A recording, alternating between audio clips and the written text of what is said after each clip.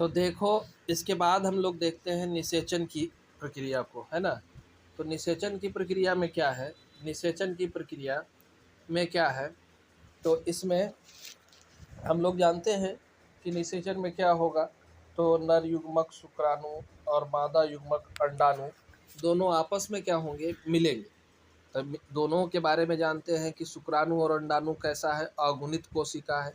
तो दो अगुणित कोशिका जब संयुग्मन करेगी तो क्या होगा, एक द्विगुणित कोशिका का निर्माण होगा। तो इसी को हम लोग निषेचन कहते हैं। ठीक है, कहता है कि समागम के दौरान ये शुक्राणु की मात्रा जो है 3 से 4 ml होती है ना। और ये जो है मादा प्रजननांग में पहुंचता है, और इसको पहुंचाने के लिए बाह्य जननांग जो है, बाह्य जननांग उपस्थित होते हैं।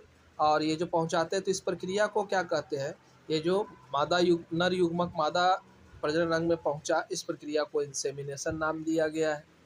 तो कहता है शुक्राणु कहाँ तक पहुँचता है, तो सर्विक्स ग्रीवा द्वारा होते हुए सीधे गर्भाशय में, और अंततः जो है हमारा जो पीछे फिगर हम लोग देखे थे मादा प्रजनन, तो मादा प्रजनन के एम्पुलरी स्थामिक जंक्शन पर पहुँचता है।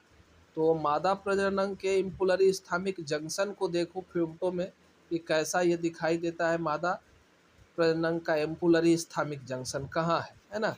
तो ये 3 भाग में बटा हुआ है। पहला आगे वाला हिस्सा को फैलोपियन नलिका का पहला आगे वाला हिस्सा क्या कहलाता है, इनफंडिबुलम, है ना। उसके बाद एम्पुला, और ये वाला हिस्सा स्थामस। तो यहाँ पर का हिस्सा एम्पुलरी स्थामिक जंक्शन कहलाता है। ये वाला हिस्सा क्या कहलाएगा, एम्पुलरी स्थामिक जंक्शन। तो निषेचन की प्रक्रिया इसी जगह पर संपन्न होती है, यानी शुक्राणु गति करते हुए धीरे धीरे कैसे पहुंचा, तो इतना दूरी को तय करके वो इस जगह पर पहुंचता है ना। तो इस निषेचन की प्रक्रिया इसी जगह पर आपकी होगी। ठीक है, अब आगे बढ़ते हैं। तो निषेचन का स्थान हम लोग देख लिए। निषेचन के स्थान के बाद क्या होगा कि निषेचित हो गया, हम जान ले कि एक अंडाणु के लिए एक शुक्राणु ही क्या है, पर्याप्त है ना। और उसके बाद बाकी शुक्राणु जिसकी संख्या 200 से 300 मिलियन होती है, वो क्या हो जाएगा, नष्ट हो जाएगा। एक ही शुक्राणु का काम आएगा, है ना। अब कहता है शुक्राणु को निषेचन से पहले जो है कई सारा काम करना पड़ता है। पहला चीज़ हम लोग देखें कि जोना पेलुसिडा और पहला कोरोना रेडियाटा, और फिर जोना पेलुसिडा, 2 लेयर को तोड़ करके ये भेद करके ये अंदर पहुंचता है। तो पहला काम क्या हो गया, अंड झिल्ली को भेदना। उसके बाद देखते हैं कि हमारा शुक्राणु जो था, शुक्राणु की संरचना को अगर हम लोग देखें पीछे, तो उसके ऊपर एक टोपी जैसा पहनाया हुआ था, एक्रोसोम। तो एक्रोसोम में ढेर सारा एंजाइम होता है। एक एंजाइम का नाम है शुक्राणु लाइसिन, है ना। उसमें हाइलो यूरिनिडेज एंजाइम भी कहते हैं। इस द्रव्य के वजह से ये इसको तोड़ पाता है ना।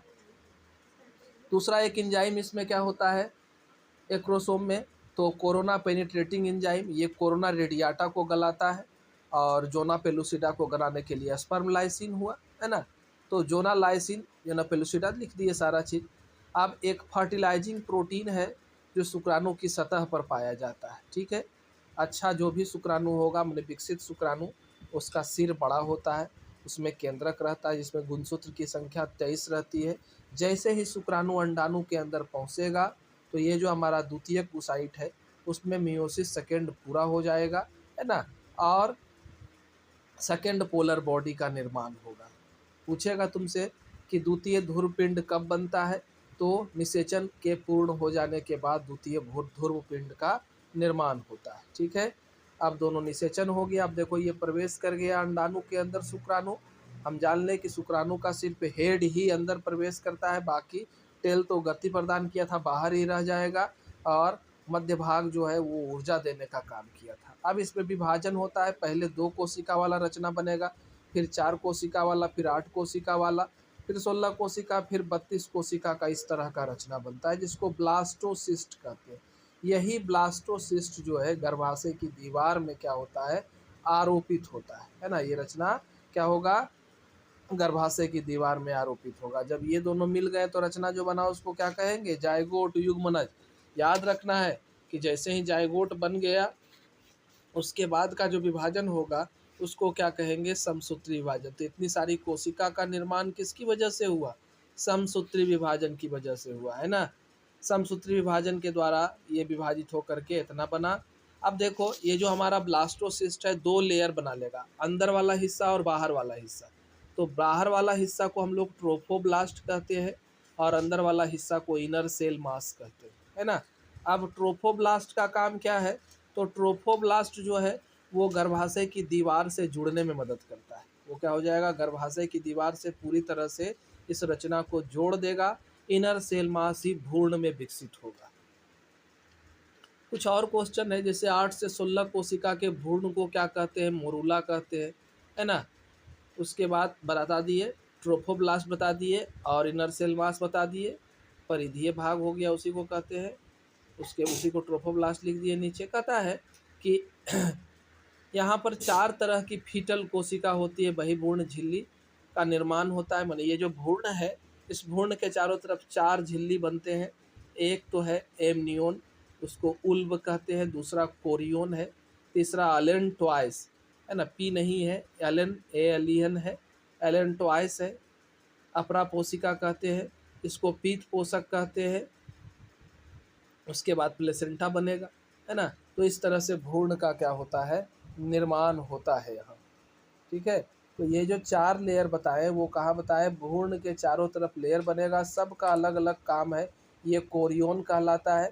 तो उंगली नुमा प्रवर्धन बनाता है किसके ऊपर, तो गर्भाशय की दीवार से जुड़ने के लिए कोरियोन ही कारगर होता है और वही उंगली नुमा प्रवर्धन बनाएगा। तो फिगर देख सकते हैं, देखो यहाँ ये कोरियोन है और इसी से आगे चल करके ये देखो हमारा अम्बिलिकल कॉर्ड बना है, ये प्लेसेंटा है ना।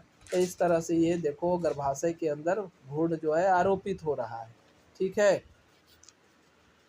अब आगे चलते हैं।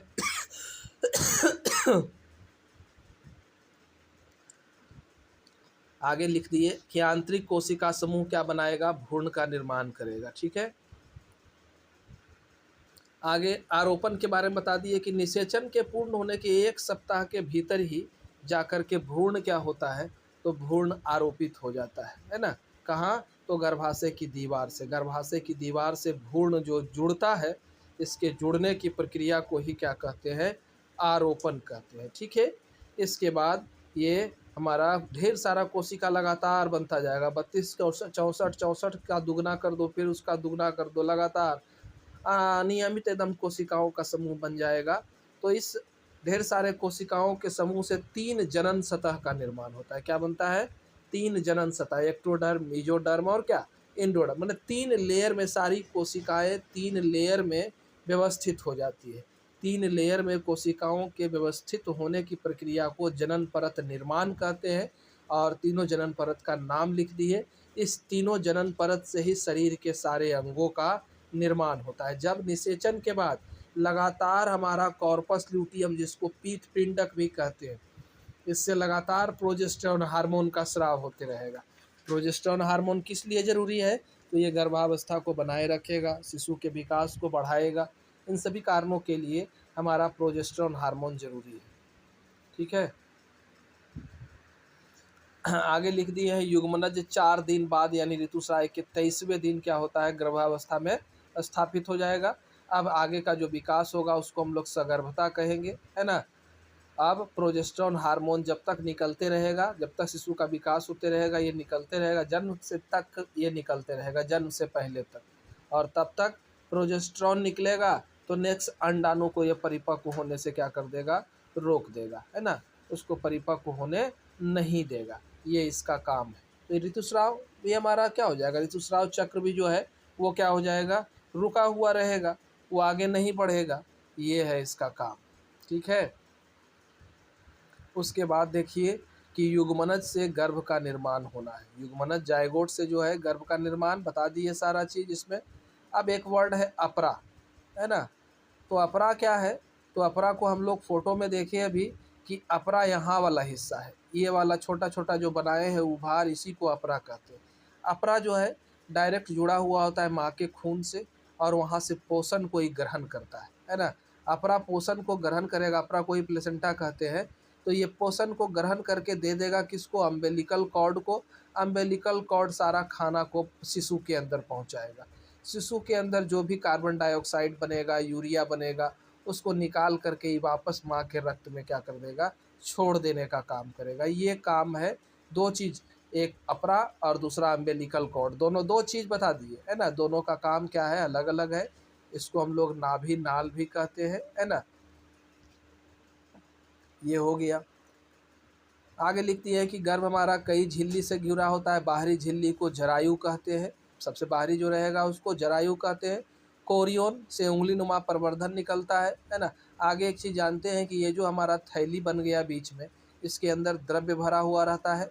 इस द्रव्य को एमनियोटिक द्रव्य कहा जाता है ना। इसी में शिशु तैरते रहता है। इस द्रव्य को क्या कहते हैं, एमनियोटिक द्रव्य कहते हैं। ठीक है, तो ये है हमारा। उसके बाद आगे चल रहे हैं। अपरा को देख लिए, जरायु को देख लिए, कोरियोन क्या हो गया, उंगली नुमा प्रवर्धन, निकला हुआ ढेर सारा चारों तरफ से जो दिख रहा है, ये सब इस सब है ना, ये सब उंगली नुमा प्रवर्धन है जो उसको वहाँ जोड़ने में मदद कर रहा है। ठीक है, आगे बढ़ रहे हैं। इन्हें भिलाई भी कहते हैं।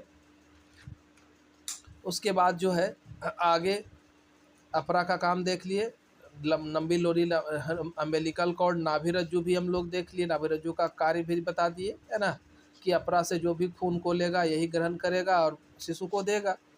इनके बीच ऑक्सीजन, कार्बन डाइऑक्साइड, जो भी चीज़ है सबका आदान प्रदान करने में मदद करेगा अम्बिलिकल कॉर्ड। प्लेसेंटा तो बस कनेक्शन का काम करता है। आगे देखो कि हमारा ये जो अपरा है, अपरा क्या करता है, एक अंतःस्रावी ग्रंथि का भी काम करता है। अंतःस्रावी ग्रंथि का मतलब क्या हुआ, कोई भी ग्रंथि अगर हार्मोन का स्राव करती है तो उसे क्या कहते हैं, अंतःस्रावी ग्रंथि कहते हैं। ठीक है, तो ये अंतःस्रावी ग्रंथि का कार्य करता है। और क्या करेगा, तो ये कई हार्मोन को निकालता है। जिससे पहला है HCG, ह्यूमन कोरियोनिक गोनेडोट्रोपिन, है ना। HCG को ह्यूमन कोरियोनिक गोनेडोट्रोपिन कहते हैं। ये ही यूरिन में क्या होता है, गर्भावस्था के बाद यूरिन में आने लगता है। इसी का जांच करके गर्भावस्था का पता लगाया जाता है। दूसरा है मानव अपरा लैक्टोजेन, HPL कहते हैं, ह्यूमन प्लेसेंटल लैक्टोजेन। तीसरा एस्ट्रोजन प्रोजेस्टेरोन, है ना। और कहता है अंडाशय के द्वारा लास्ट में जो है रिलैक्सिन हार्मोन रहता है, निकलता है अंतिम समय में। इसलिए तो ये जो हिस्सा है इसको फैलाने के लिए, क्योंकि अब शिशु का जन्म होना है तो ये चौड़ा होगा, डायलेट होगा, जिसकी वजह से शिशु क्या हो सके, बाहर निकल सके, इसलिए निकलता है रिलैक्सिन। एक और हार्मोन निकलता है ऑक्सीटोसिन। तो ऑक्सीटोसिन का काम है कि गर्भाशय की दीवार में तेजी से संकुचन क्रिएट करना। तो ये जब सिकुड़ेगा तो दबाव शिशु के ऊपर पड़ेगा, शिशु झट से बाहर निकल जाएगा। ये सारा काम है। कहता है कि गर्भावस्था के दौरान दूसरे हार्मोन का लेवल भी कई गुना बढ़ जाता है, क्योंकि शिशु के विकास के लिए ज़रूरी होता है। इसलिए हार्मोन जैसे थायराइड बढ़ जाता है उसमें, है ना, इंसुलिन का मात्रा बढ़ जाता है तो उसमें शुगर भी निकल जाता है, प्रोलैक्टिन है, कई हार्मोन ज़्यादा बढ़ जाते हैं। और वापस जन्म के बाद जो है सारा हार्मोन का मात्रा क्या हो जाएगा, सही हो जाता है ना। तो ये सब है हमारा इसमें। उसके बाद है हमारा, आगे देखेंगे